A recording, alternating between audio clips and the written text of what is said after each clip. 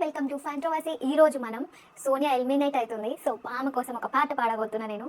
ఒకటేసి రెండేసి సన్నమామ సోనియమ్మ పోతున్నామా. ఎంతమంది వెయిట్ చేశారు ఈమె ఎలిమినేట్ కోసం. ఎందుకంటే జనరల్గా తన ఆట ఆడలేక వేరే వాళ్ళని ఆడనీయకుండా ఉండు. అది ఎన్ని రోజుల నుంచి చూసి లాస్ట్ వచ్చిందంటే ఈరోజు అయితే నేను చాలా వెయిటింగ్, మీ అందరు కూడా వెయిటింగ్ అని నేను అనుకుంటున్నాను. సో ఈరోజు నబీల్ నామినేట్ చేసినప్పుడు, మళ్ళా మన యష్మి నామినేట్ చేసినప్పుడు, వీళ్ళిద్దరు నామినేట్ చేసినప్పుడు వాళ్ళు రేస్ చేసిన పాయింట్స్ కూడా చాలా నాకు అనిపించింది అనమాట. కరెక్ట్, ఎస్, ఎగ్జాక్ట్లీ ఆమె మాట్లాడుతుందని చెప్పి మొత్తం హౌస్ అంతా ఫస్ట్ సెకండ్ థర్డ్ వీక్లో అందరు కూడా సప్పుడు చేయలే. తర్వాత ఇప్పుడు వచ్చి అందరు కూడా వాళ్ళ టీంని ఓవర్టేక్ చేయడానికి వాళ్ళు చేసిన ప్రయత్నం అయితే నెక్స్ట్ లెవెల్ ఉంది. అందరు కలిసి టూ క్లాన్స్గా విడిపోయినప్పుడు వాళ్ళందరూ ఒక్క దగ్గరికి వచ్చినప్పుడు కూడా వాళ్ళకి అర్థం కాలే.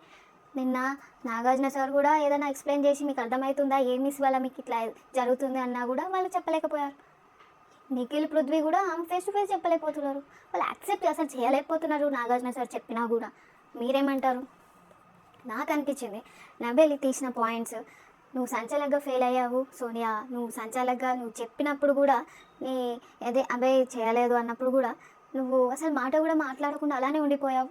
ఆయన బాక్స్ నుంచి బయటకు వెళ్తున్నా కూడా నువ్వు చెప్పలేకపోయావు. నువ్వే ఫెయిల్డ్ సంచాలకంటే సోనియా వినిందన్నమాట, విననిచ్చిందా? తను ఎప్పుడు కూడా నామినేషన్స్లో తను అవతల వ్యక్తి మాట్లాడేటప్పుడు తన గురించి నెగిటివ్ అయితే తీసుకోలేదు. సో డామినేట్ చేయడానికి తను ఎప్పుడు అసలు వాయిస్ ఇక్కడ అన్ని నరాలని మొత్తం బయటకు వచ్చేలాగా అరుస్తుంది. సో ఇప్పుడు నాకు అనిపించింది నబీల్ తీసిన ఒక్కొక్క పాయింట్ అనేది చాలా వరకు ఆన్ పాయింట్. మీరేమంటారు? ఆన్ పాయింట్ ఉంది. అండ్ యష్మి తను చెప్పింది, నువ్వు క్లాన్లో ఉన్న మెంబర్స్ కాకుండా నువ్వు వాళ్ళిద్దరి మీద చాలా వరకు వాళ్ళతోనే ఉంటున్నావు, వాళ్ళతోనే ఆడుతున్నావు. అసలు ఆట అనేది ఆడుతున్నావా అసలు అనే క్వశ్చన్ వేసింది ఫస్ట్ అయితే యష్మి.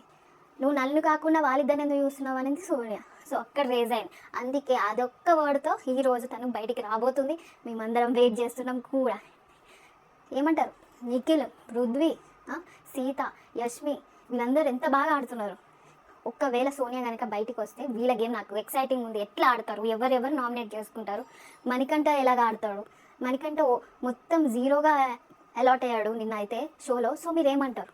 మొత్తం కూడా మొన్నటి నుంచి ఇప్పటి వరకు అంటే 1 వీక్ నుంచి సోనియా చాలా వరకు పాజిటివ్గా తీసుకుంటుంది. ఎవరేమన్నా మీ బ్యాచ్ అంతా ఒకటి, మీ ముగ్గురంతా ఒకటి అన్నా కూడా తను చాలా వరకు అది పాజిటివ్గానే తీసుకుంటుంది.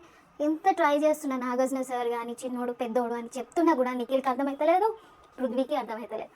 సో ఈరోజు మొత్తం ఆమె బయటికి రావడం వల్ల ఆమె ఇన్ఫ్లుయెన్స్ పోతుంది. గేమ్ ఆడతారు, ఎవరికి వాళ్ళు గేమ్లో ఉండే రూల్స్ రెగ్యులేషన్స్, అలా ఉండే మజా అనేది బయటికి రాబోతుంది.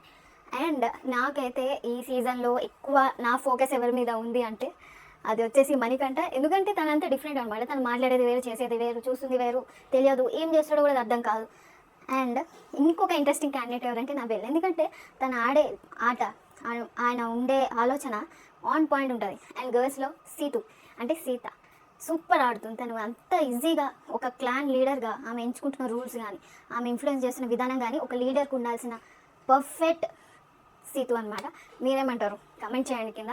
ఎందుకంటే ఒక రివ్యూవర్గా నాకు అనిపించింది ఇలాంటి పవర్ఫుల్ లీడర్ క్లాన్లో నడిపిస్తుంటే అక్కడ నిఖిల్ సోనియాతో ఏమంటే ఓకేనా, నువ్వు నా రైట్ హ్యాండ్, నువ్వు నా లెఫ్ట్ హ్యాండ్ అంటే ఇది ఎట్లా నడిచేది?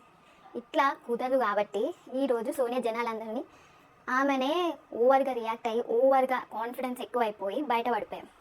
యష్మి కూడా యష్మి ఒక్కొక్క మాట ఒక్కొక్క పాయింట్ తీసింది. వాళ్ళతో ఉన్నావని నన్ను డామినేట్ చేస్తున్నా అంటూ, వాళ్ళతో తిరుగుతున్నా అంటూ, ఏంది ఇవన్నీ నాకెందుకు అని స్ట్రైట్గా ఫేస్ టు ఫేస్ బుల్లెట్ దిగినట్టు వేసింది. మరి మీకు అట్లా అనిపించిందా? నాకైతే పర్ఫెక్ట్ అనిపించింది యష్మి అయితే. నిజం చెప్తున్నా, ఆమె మాట్లాడిన ప్రతి ఒక్క తీరు ఆన్ పాయింట్. డెఫినెట్గా తను కూడా టాప్ 5లో ఉండొచ్చు. Nabeel, Yashmi, Seethu perfect in Bigg Boss 8 season. వాళ్ళు ఆడుతున్న తీరు ముచ్చటేస్తుంది. మీరు కూడా కమెంట్ చేయండి మీకు ఏమనిపిస్తుందో.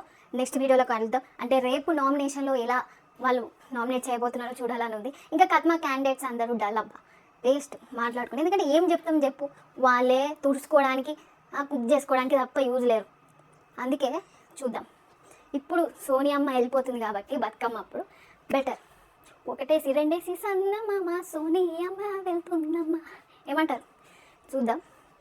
సబ్స్క్రైబ్ చేసుకోండి. నా నెక్స్ట్ వీడియోలో మీకు రివ్యూస్ ఇస్తాను. బాయ్. కామెంట్